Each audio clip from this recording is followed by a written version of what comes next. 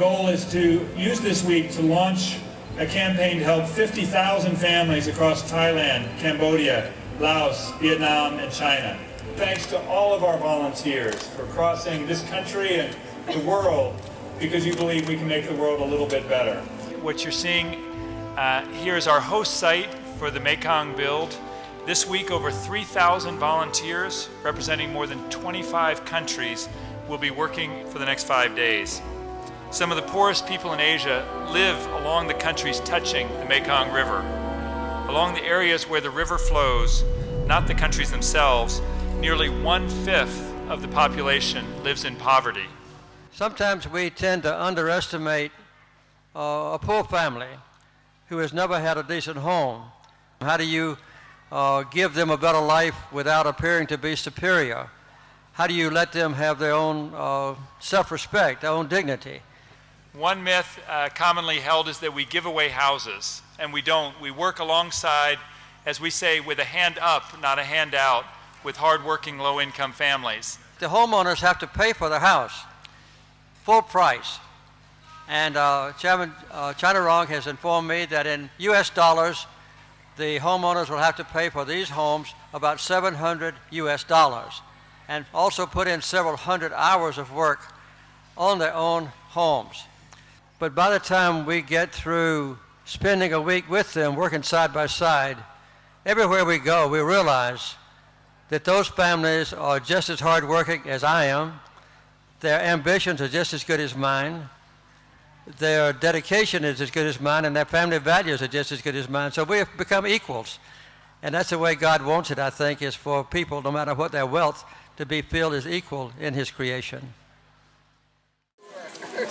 People wonder why people come to these trips. They take 2 weeks of their vacation to come to a place like this. Because you can go on vacation in these places without beating yourself to death in this heat.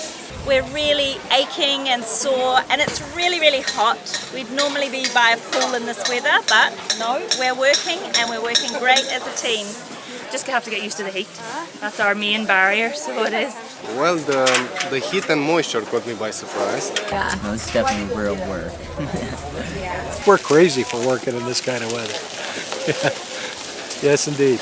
On top of that, the expense, because you've got about a $1,500 airfare from the States, plus a $1,500 registration, so if you come between you and your spouse, that's $6,000. The fundraising's difficult as well. You know, I think it's probably the harder part, but everybody is very generous. A lot of dedication for people to come to these places and spend a week in the heat and every year and spend their own money to do this. Oh yeah, I mean, it's fun as well, and it's huge camaraderie. I've been doing this 15 years, and so I see people all over the world, and you get together and you meet in the hotel, and hey, good to see you again, and it's just a great group. We haven't stayed in any hotels even half as nice as the one we're in now, and so that's. So this is luxury. Buffets was awesome, so plenty of food. And it's lovely, and we've met some of the most amazing people there. Good breakfast every morning. Yeah, really nice other volunteers that we've met and befriended. So everybody's kind of chatting with each other and getting to know each other. There's a few people at our hotel who we've talked to who've been doing these builds for years and years and years. There's one lady who she was actually her house was actually built by Habitat. I was a recipient of a Habitat house, but I did not know there was the Jimmy Carter bill until the week that he came out and built my house. I have a bedroom that is called the Presidential Suite. And so she got the house, and now she's been to builds, I think, every year since then, pretty much. Since she came and built my house, can I come and help out with other houses? And he said, sure. So he gave me his promise, and I gave him mine. Really, really cool people here. So. Hello, my name is Trelise Cooper. I'm from New Zealand, and I'm a fashion designer. I was asked by Habitat to help them raise awareness in New Zealand for the Thailand build. We're from the modelling world, we're from the makeup world, we're from actresses, celebrities, TV hosts. We've got to know each other more. We're working as a great team. There's lots of camaraderie. Even though it's hard work, we're really enjoying being with other women and creating something amazing. And we're all doing this wonderful work here. In the community that we were a part of that we built was a brand new community. I believe it was a orchard of some sort when they first went to it. They have concrete streets, concrete sidewalks, a lot like what we do here. Amarillo Habitat sponsored half of the home, and Milwaukee Habitat sponsored the other half. First couple of days were rough, but after that we started to get down the gestures of them and them for us, and we were able to build a house with people we couldn't even speak to.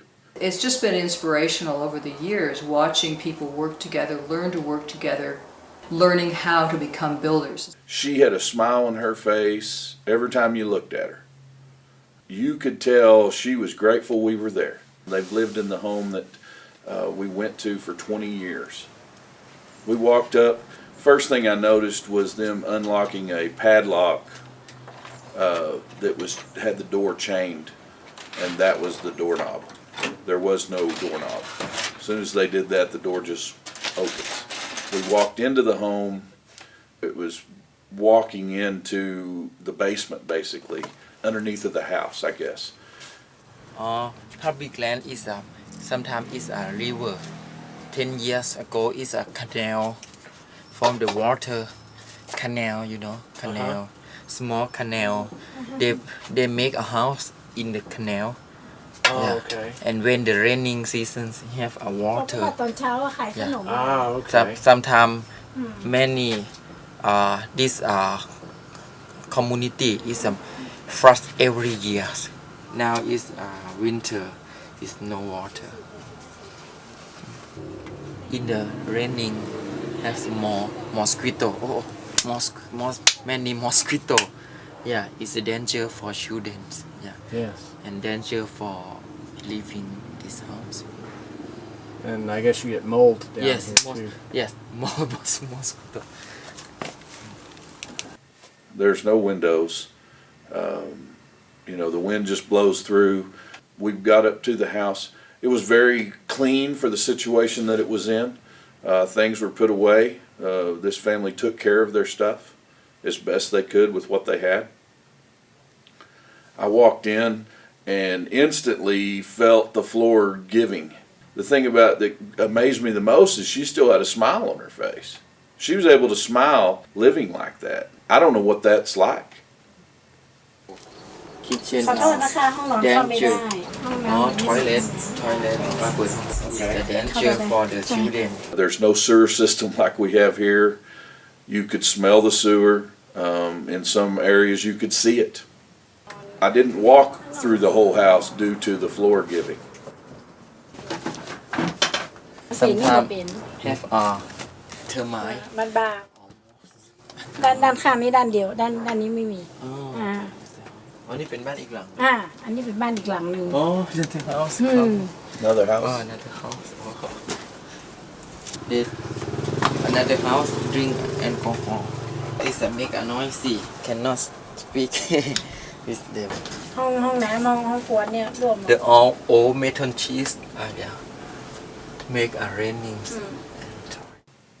I came back outside, felt a lot of compassion for this family at that time after seeing what they had lived in, and then seeing the smile on their face. Her daughter and sister-in-law. And met the grandson. ก็หัวโตย They smile too. How you feel is for new house in Habitat? เพื่อนบ้านคนอื่นๆตัวอีกอะ จ้ะครับ she feel happy when know about the new community and new neighbor. Yeah, and so happy working together. บ๊ายบายอ่ะบ๊ายบายกันลูกบ๊ายบายแล้วสวัสดีครับ People who expect handouts from other people are not people who are going to be successful habitat homeowners, because people are required a lot of time, effort, and involvement in the program in order to get the house. Well, anything that makes people dependent is not a useful tool in the long run. It disempowers people. This was the first program that I saw that was really addressing that issue straight up and looking at people not as people that we give stuff to, but as our partners in solving a world problem. The problem of substandard housing, which has all kinds of other implications for people's health and people's educational ability and people's ability to make a living. It's interest that keeps poor people poor. It's not that they can't pay for housing. They do pay for housing, and usually substandard housing at exorbitant rates. So if you take the burden of interest off the payments, then people can afford simple, decent houses. They take more pride in what they own if they have sweated and worked with others to build that. And that is where this principle of sweat equity comes in. The homeowners, as you know, have made all the blocks. They put in several hundred hours on their own initiative before we arrived here. And this is typical of the projects in which my wife and I have served. She helped her mom sweat equity before build a house. 6 เดือนนี่ไปด้วยกันตลอด 6 เดือน 6 months for help her mom รู้สึกเป็นยังไงบ้าง Because I work at a local affiliate, occasionally we get a chance to get back into the houses after we build them, and the pride that the homeowners take in their houses, even if I come in for some reason I'm there unexpectedly or unannounced, the houses are immaculate. They're just fabulously kept up. The people that we serve know that almost certainly this is the only chance they'll ever have for a house, and boy, they're going to blow it. I've been just so impressed with the Thai people, and I've said to a number of people, of all the builds that I've been on, I've never worked with homeowners that are as industrious as the Thai homeowners that we have on this house. These folks they just don't stop from the minute they get here in the morning until they leave at night, and they're usually here after we go home at night. Some of my friends who don't know too much about Habitat ask me, well, why do you do this? Why do you give your time? Why do you give your money? Why do you get so involved in doing this? The answer for me has always been very simple. It's that I take away so much more than I could possibly ever give. Being at a dedication, whether it be in Newark, whether it be India, Mexico, Guyana, or Armenia, the other places I've been, when you do a home dedication, if you don't get choked up, there's something wrong with you. It's just a wonderful, wonderful experience to work with homeowners, to see the joy on their faces when you hand them the key in the Bible. They get to take the house, take over the house for themselves. Life is a challenge, and watching people meet it is in graceful and meaningful ways for themselves and for the people around it is really just a joy to be part of. I think we could all learn something from them.